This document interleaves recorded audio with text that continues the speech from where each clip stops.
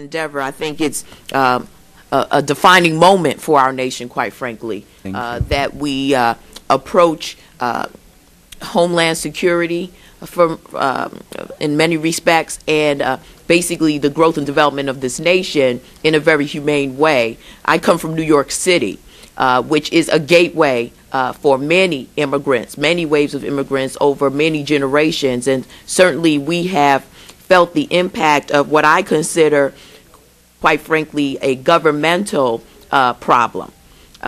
The infrastructure, the bureaucratic infrastructure that should have been in place and that needs to be in place today in order to really regulate immigration to this nation has faltered.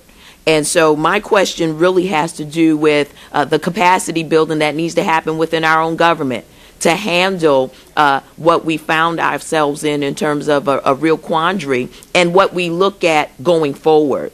I think to a large extent your legislation begins to address that, but I'd like to see the nuts and bolts of it really put in place, because that is what we're going to inherit. The next generation is going to inherit, as opposed to some of the xenophobic types of reactions that I've seen.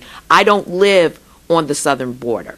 And so the types of reactions that I hear from many of our colleagues, while I'm sympathetic to it, I come from a totally different environment where the reaction is not quite the same.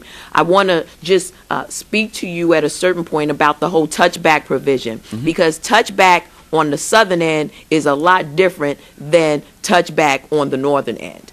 And there are a lot of folks who want to come into compliance with what we're talking about here, but touchback for them is a challenge, because the way that they got here was either as a visitor, as you said, or as a foreign student, as you've stated, and they came here legally, usually by airline and not by foot.